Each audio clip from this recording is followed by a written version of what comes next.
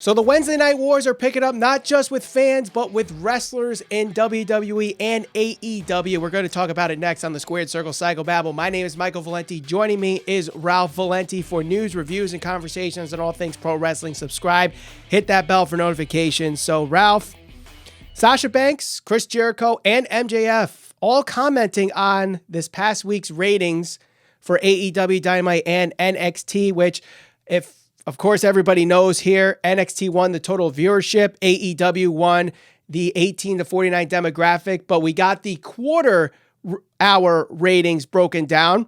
MJF and Wardlow versus Jurassic Express actually got the highest 18 to 49 rating this past Wednesday, 425,000 total viewers. But Sasha Banks versus Io Shirai had the highest total viewership for any quarter hour on both shows with 900,000 total viewers, which is actually an NXT record. So Chris Jericho first comments on the ratings on Thursday around 5 o'clock saying, "Here's a lesson about television ratings, kids. Last night, AEW Wrestling was number 6 in the 18 to 49 demo to TV, networks, and advertisers. It's the only number that matters. We're up 31% in that area. So once again, AEW Dynamite is the real winner in the Wednesday night ratings war." Sasha Banks goes on Twitter about 5 hours later with a picture of herself from NXT saying, "The draw. But you already knew that. Hashtag legit boss." But then when the news broke of the quarter hour ratings, MJF went onto Twitter and said, "The top 18 to 49 demo draw for either show this past Wednesday was my promo and my match. I'm so shocked." Obviously, that's being typed facetiously. Hashtag still undefeated. Hashtag better than you. So Ralph, we don't usually hear wrestlers talk about television ratings, but this is certainly a rarity that we're getting kind of back and forth between wrestlers in WWE and AEW.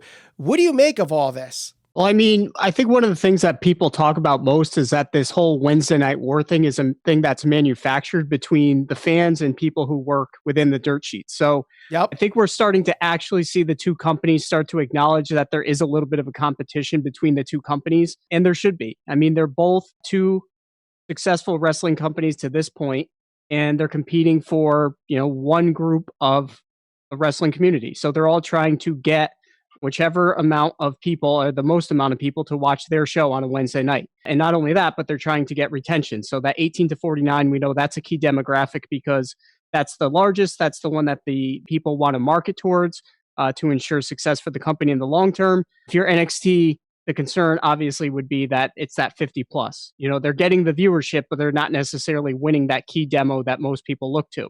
So I think that we're finally starting to see the talent acknowledge that there is some type of competition or war, if you want to call it that, amongst the two companies, especially given that MJF acknowledged it.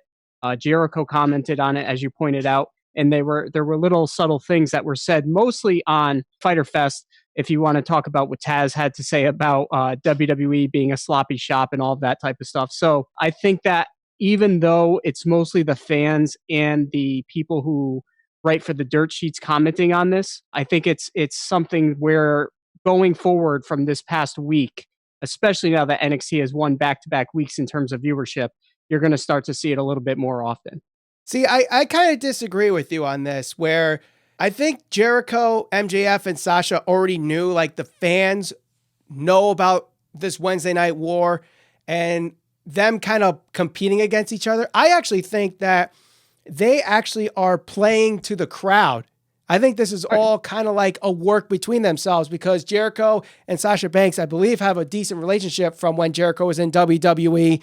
And MJF is just simply proving his kayfabe point that he's better than everybody, and you know it. With fans talking about ratings and all this stuff, it's just getting people to talk about it. And I ask all the time, especially from someone that works in television, why do fans care so damn much about the damn ratings?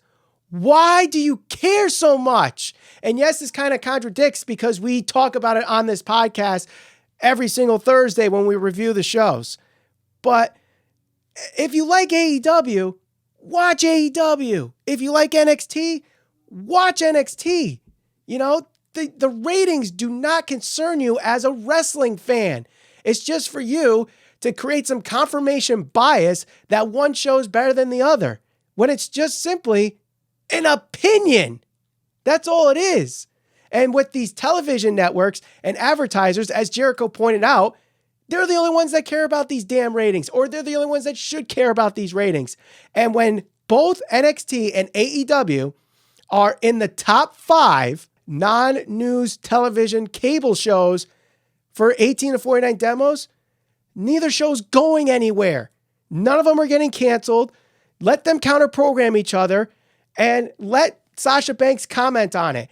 Let Jericho comment on it, and let MJF comment about it, because at the end of the day, they are just going to have the best possible show they can. That's how I see it, Ralph. Yeah, and going back to the point I made earlier about the fans really being the ones who care most about this competition, you have to think about how AEW was formed and their primary fan base. So you got to think that a good majority of their fan base is a disgruntled WWE fan, somebody who no longer watches WWE or very rarely watches WWE because they are disgruntled with the product that has been put out for years by the WWE. And I don't blame them. You know, the product has been scrutinized for many years as being stale and just not living up to the standard that people would expect.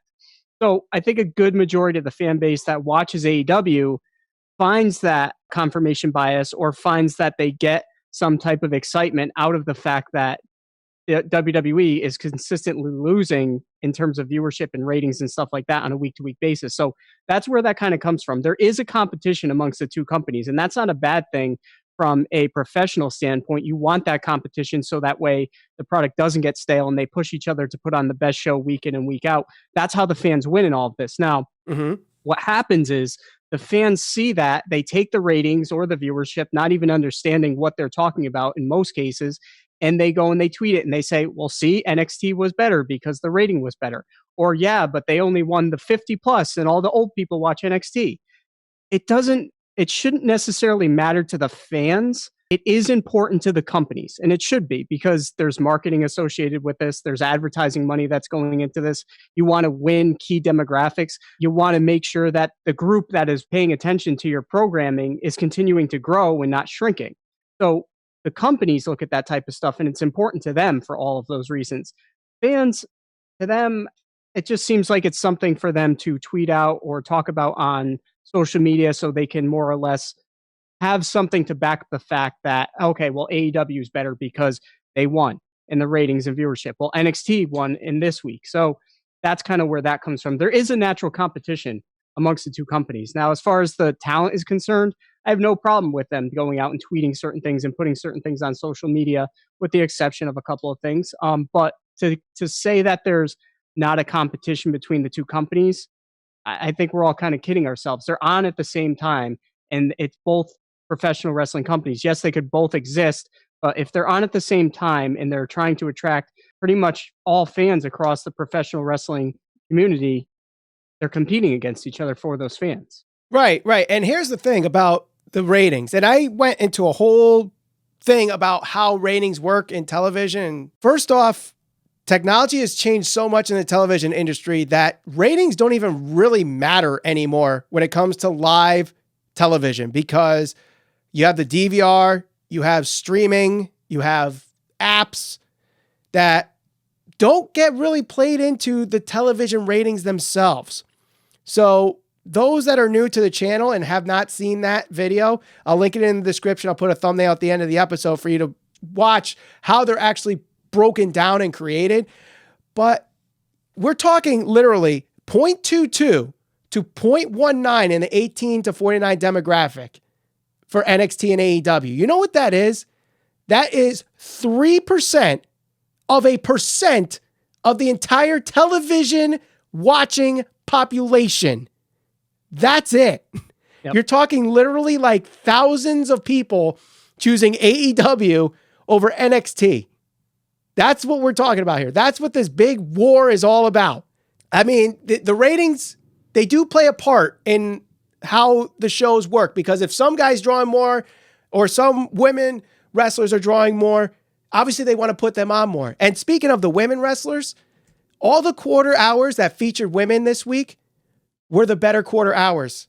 So now that Sasha Banks has not only broken an NXT record for total viewership in a quarter hour and also beat Jericho for the first time for NXT, I think that's kind of gotten into Jericho's head, possibly, and that's why he's playing into this. Or Sasha's kind of like, haha, I won. And Jericho's like, well, we won the 18. Like, it's like two kids when they're saying who's better at baseball in the backyard. Like, I hit it farther. Well, yeah, I pitched it slower to you kind of thing.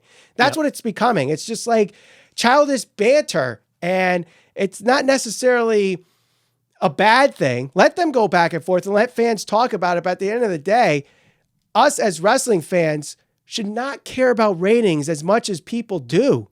And yes, that kind of gets twisted around by the media and the journalists and podcasts like ours. But let's just watch freaking wrestling at this point.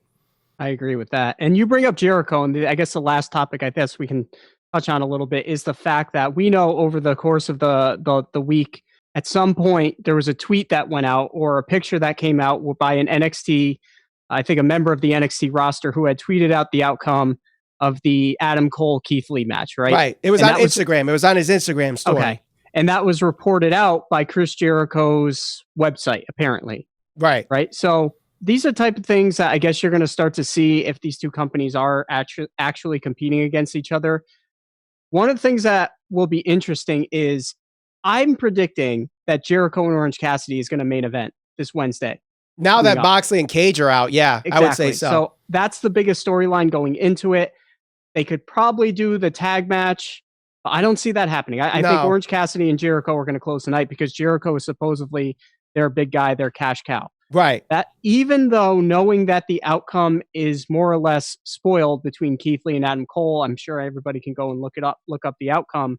It's going to be interesting to see. Could it remind us of something that happened during the Monday Night Wars where WCW actually announced that Mick Foley was going to win the championship, and everybody, I think they said it was like 500,000 people, ended up switching over to watch Monday Night Raw so they could see that moment. Are people going to, if this truly happens where you have Keith Lee and Adam Cole going up against Orange Cassidy and Chris Jericho, well, now we might get some of that confirmation as to whether Orange Cassidy truly is the draw that people claim he is. Because you're going to have two of the best that NXT has to offer going against Chris Jericho and supposedly the guy that is supposed to be their next big thing. As far as what we're being told and as far as analyzing the quarterly hour ratings and all that type of stuff. So it's going to be interesting. Jericho did actually promote his match with Orange Cassidy on Twitter on Friday night where he said, trust me, you are not gonna want to miss Orange versus Jericho next Wednesday on TNT. It's one of my favorite matches I've had in AEW. Don't you dare miss it at All Elite Wrestling AEW. And this was on his Instagram as well. So I think Jericho is really trying to play into let's get as many viewers as possible. Obviously playing into the fans' debate over which show is better and looking at the ratings for it. Sasha Banks also playing to it because, you know, she has her fair share of history with dirt sheets and how fans react to dirt sheet articles. So I think that's really what it ends up being at the end of the day. It's just these wrestlers are just playing to the audience that are just debating over stuff that the dirt sheets and podcasts talk about, instead of just, you know, pointing out, hey, we're the better show and we're just going to show it on television. Remember, Chris Jericho first said, we're not at war with anybody when they first were talking about AEW. He would go on interviews saying, we're not at war. So it could just be friendly banter between two colleagues in the wrestling industry. Certainly could be. And, you know, like I said, I don't fault them for doing it as long as they're getting people talking about the product. That's what you want. You want people talking, you want people discussing, and you want people talking about whether the show was good, the ratings were good, the ratings were bad, whatever the case is. At least people are talking about your product. That's better than them not talking about it at all. Right. And at the end of the day, both shows went up this week. They went up in viewership. They were both good. They both went up in viewership. And we talked about both shows in our review. You can watch the video on the thumbnail on the screen right now. Also, my explanation on how ratings work. Don't forget to share us all over social media. We're on Facebook, Instagram, and Twitter at SCPV Podcast. And we'll talk to you on the next episode of the Squared Circle Psychobabble.